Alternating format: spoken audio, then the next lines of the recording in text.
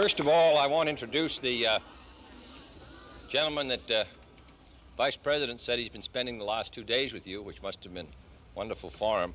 I want to introduce the leadership of the House and Senate, who are now going over to a conference. Of course, the Vice President, who I think you spoke to you last night. The Majority Leader of the Senate, Senator Mansfield. Majority Whip of the Senate, Senator Humphrey. The Majority Leader of the House of Representatives, Congressman Albert of Oklahoma, and the Majority Whip of the House of Representatives, Congressman Boggs, and the man who looks more like a senator than almost anyone, the whip in the Senate, Senator Smathers of Florida.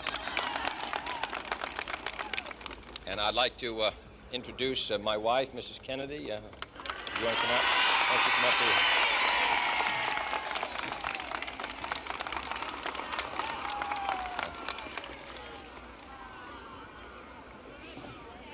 I want to say what a pleasure it is to have you here. Somebody said the Vice President once said the only thing keeping us going are not the programs, but my wife and Caroline, but we believe that the programs are also important. A party is not merely an organization or a social structure. It is a means of implementing action. And I think the question really before this conference, and I know has been occupying you, is what policies does the United States need in 1962 and the rest of this decade to meet all the problems which a complicated and sophisticated society like ours has? How are we going to make our abundance a blessing and not a burden on the farms? How are we going to improve our cities? How are we going to make it possible for 300 million people to live here by the end of this century in comfort and security?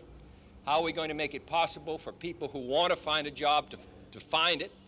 What are we going to do with 8 million young people who are going to leave our schools before they finish school in this decade? What kind of work are they going to find? What kind of a future are they going to have?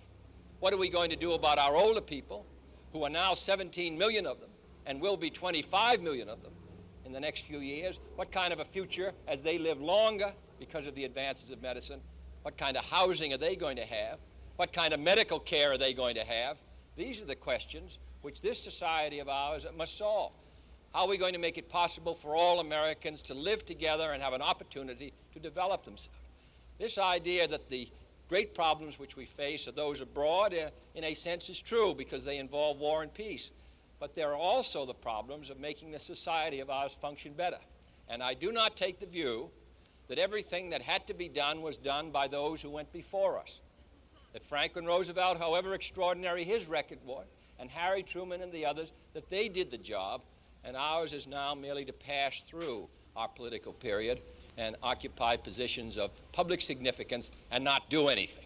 Now that is really the question that we have. Every program which is up before the Congress of the United States involves important issues, whether it's employment for our youth and opportunities for our youth, whether it's retraining older workers, whether it's doing something for the millions of people now who are unemployed for a long period of time. We have thousands of families in America every week whose unemployment compensation is exhausted and who go on public assistance. What's going to happen to them? So that anyone who feels that these issues are rather far away and don't matter so much are wrong. Now, we can't possibly get these programs by without your help. As these gentlemen know, nearly every issue which comes before the House and Senate today is settled by one vote, one way or the other. Congressman Boggs on the trade bill. Nearly every important vote on the trade bill in the Ways and Means Committee was settled in our favor by one vote. We lost the agricultural bill in the Senate Agricultural Committee, on which Senator Humphrey sits, by one vote. We passed it in the House of Representatives out of the Agricultural Committee by one vote. So that these matters are extremely important.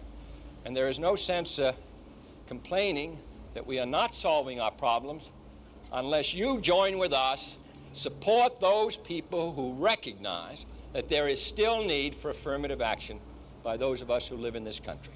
Now, there are those who say that the federal government, the national government, ought to mind its own business. I think the business of the people is the people's business. And as long as we have these problems, which are so much a part of our lives, which are all around us, then we have to try to do something about it. And I think very clearly that's the choice that we face in 1962. The party in power has lost in this century every time except 1934. And the question is now, if we lose important seats in the 1962 election, then quite obviously these issues which are settled today perhaps by one vote with us will be settled by many votes against us. And those who believe that the people working through the national government should take no action on these vital questions, I think will have been successful. So I ask you today to recognize that you are vitally needed, that your work from now till November is vitally important, because I think these issues, which may not have the great public drama of the struggles of the 30s, are vitally important if we're going to be able to maintain jobs for our people, and if we're going to be able to continue to make this society of ours what it should be, which is an example of the world. And these people who say everything's fine just as it is, and look at Western Europe, which was in ashes 10 years ago, and which is now growing twice as fast as we are, which is now providing full employment for all its people, let alone the competition which we have from the Soviet Union and other places, I don't believe that we should rest on our oars, and that's the issue. So we are here today to welcome you to Washington, to welcome you to the White House, but also say, and you're used to this, to ask your help again in the coming months. Thank you.